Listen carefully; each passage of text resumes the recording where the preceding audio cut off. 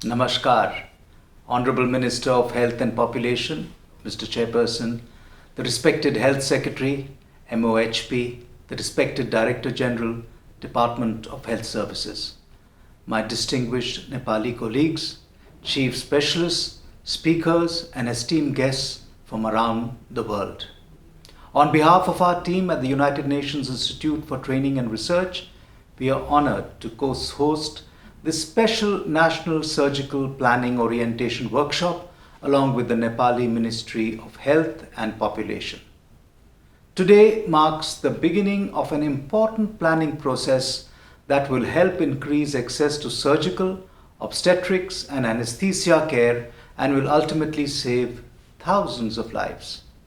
As we begin the slow recovery from the devastating effects of the COVID-19 pandemic, the importance of investing in surgical care has never been more evident. The COVID-19 pandemic has had devastating effects on countries with a severe disruption of healthcare services and has demonstrated that healthcare systems need to be resilient and adaptable so that they can adjust quickly to the needs of disasters such as this horrible pandemic. Through this experience, we have clearly seen how effective surgical care systems can be quickly repositioned to deal with the needs for treating COVID patients. Even before this pandemic, it was clear that nations needed to set a high priority on providing universal health coverage for their populations. Only last month, UNITAR engaged in a call for action for the global community to take up the challenges of addressing non-communicable diseases, which have now become the leading cause of premature death globally. It is well known that surgical care systems are the foundation of treatment for many of these non-communicable diseases, including cancer, traumatic injury, and complications due to childbirth. According to the findings of the Lancet Commission on Global Surgery, an estimated 313 million surgical procedures take place worldwide each year.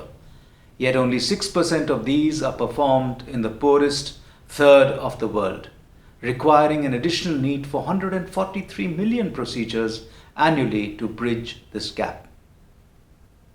At the United Nations General Assembly, world leaders made a strong commitment to accelerate the progress towards universal health coverage, including financial risk protection and access to safe, effective, quality, and affordable health services.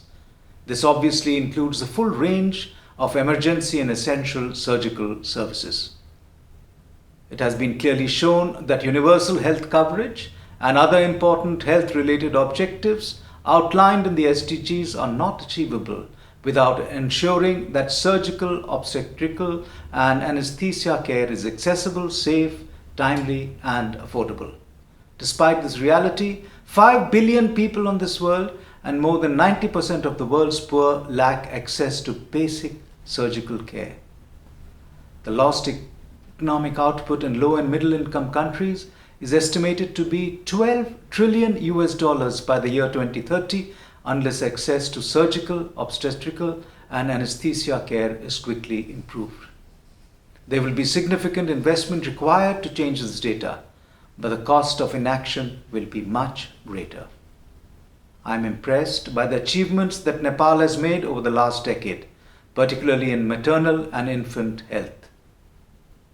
Through the efforts of the Nepali Ministry of Health, the maternal mortality rate has decreased by 60% over the last 2 decades. During the same time period, infant mortality has also been reduced by 62%. By increasing access to safe surgical, obstetrics, and anesthesia care, we can finish the last mile for both maternal and child health. We look forward to seeing the outcome of this meeting as a clear pathway towards a comprehensive and integrated plan for providing surgical, obstetric, and anesthesia care for the people of Nepal. UNITAR and the Global Surgery Foundation are committed to working with all stakeholders to achieve this goal. My particular thanks go to the Nepal Ministry of Health and Population for making the commitment and for taking the leadership in this process. To the Nick Simons Institute for partnering with UNITA to make this workshop possible, and to the Swedish government for providing important financial support. I invite all of you assembled here today to set your minds on the targets in front of us, to be optimistic and to continue your important work for the benefit of the people of this beautiful country. Thank you very much.